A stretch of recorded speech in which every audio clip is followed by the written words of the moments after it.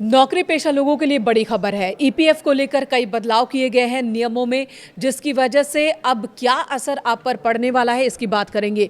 देखिए, कहा जा रहा है कि अब पीएफ के लिए आपका कंट्रीब्यूशन कम हो जाएगा और अगर आप कंट्रीब्यूशन बढ़ाना भी चाहते हैं तो ज़रूरी नहीं कि आपकी कंपनी की ओर से भी उतना ही कंट्रीब्यूट किया जाए। इसके फ़ायदे क्या हैं, इसके नुकसान क्या है और क्यों कहा जा रहा है कि अब हाथ में ज़्यादा पैसा आएगा, यानी कि आप ज़्यादा अमीर फील करेंगे। इन सब बातों की जानकारी मैं इस वक्त इस वीडियो में आपको दूंगी, तो आप हमारे साथ बने रहिए। देखिए, केंद्र सरकार ने पुरानी ईपीएफ स्कीम 1952 को बदलकर ईपीएफ स्कीम 2026 लागू कर दी है, जो सामाजिक सुरक्षा संहिता के तहत प्रभावित है। इस नई स्कीम में पीएफ कटौती से लेकर निकासी तक के नियमों में क्रांतिकारी बदलाव किए गए हैं।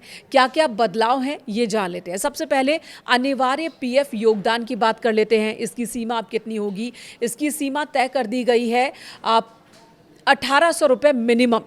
पहले कहा जाता था कि आपकी बेसिक सैलरी का कम से कम 12% होना चाहिए, लेकिन अब इसे तय कर दिया गया है इस आधार पर कि 15,000 रुपये वैधानिक वेतन सीमा का 12% अनिवार्य पीएफ कटौती कर दी गई है। यानी कि आपकी बेसिक सैलरी चाहे 50,000 हो या फिर 1,00,000 रुपए हो, अनिवार्य रूप से 1800 रुपये ही हर महीने कटेंगे। अगर आप इस राशि को बढ़ाना चाहते हैं, कटौती को बढ़ाना चाहते हैं, तो आप बढ़ा सकते हैं। आप 1800 रुपये से ज़्यादा राशि पीएफ में जमा करवा सकते हैं। आप पूरी तरह से आज़ाद हैं, लेकिन ये ज़रूरी नहीं कि आप जितनी राशि बढ़वाएंगे, नियोक्ताओं की ओर से यानी कि एम्प्लॉयर की ओर से भी उतनी ही राशि जमा की जाएगी। नियोक्ता 1800 रुपये ही जमा करेंगे, जबकि आप अपने हिस्से से जितना चाहे जमा करवा सकते हैं। वहीं पीएफ निकासी के नियमों में भी बदलाव किए गए हैं। अब इसके लाभ और हानि क्या है? अब एक कर्मचारी के लिए इससे फायदा और नुकसान की क्या बात है? तो फायदे वाली बात यह है कि अब आपके हाथ में ज़्यादा पैसा आएगा, यानी कि जो सैलरी है वो आपको बढ़ी हुई दिखेगी। आप ज़्यादा खर्च कर सकेंगे, अपनी ज़रूरतों को पूरा कर सकेंगे। लेकिन नुकसान क्या है इसका? नुकसान ये है कि भविष्य में जो पेंशन की राशि होती है वो कम हो जाएगी और जो भविष्य के लिए जो सिक्योरिटी मनी एक तरह से जमा हो जाती है, पीएफ का पैसा अक्सर ही तब काम आता है जबकि नौकरी ना हो। तो ऐसे वक्त में जो जमा राशि है वो कम होगी, ये एक नुकसान की बात है। लेकिन मौजूदा वक्त में आप ज़्यादा पैसे आपके हाथ में होंगे, आप ज़्यादा खर्च कर सकते हैं, बाजार में भी इससे लिक्विडिटी बनी रहेगी। ये भी एक पहलू है इस फैसले का। वहीं पीएफ निकासी को लेकर जो नियम में बदलाव किए गए हैं वो भी जान लीजिए। 25% मिनिमम बैलेंस अब अनिवार्य कर दिया गया है, यानी कि अब आप अपने पीएफ से आंशिक निकासी के तौर पर अपना पूरा पैसा नहीं निकाल सकते। खाते में कुल जमा राशि जो भी है, employ plus employer share plus interest, उसका कम से कम 25% हिस्सा हमेशा ही बरकरार रखना होगा।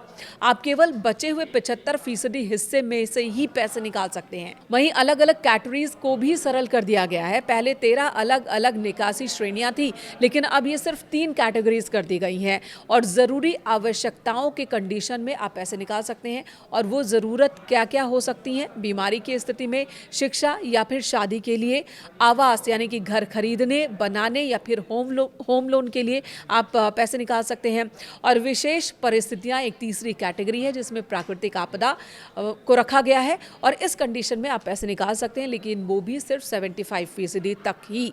निकासी की फ्रीक्वेंसी बढ़ा दी गई है। बच्चों या स्वयं के उच्च शिक्षा के लिए नौकरी के दौरान अब अधिकतम 10 बार और शादी के लिए अधिकतम 5 बार आंशिक निकासी आप कर सकते हैं। नौकरी छूटने पर पूरा पैसा कब निकाल सकते हैं?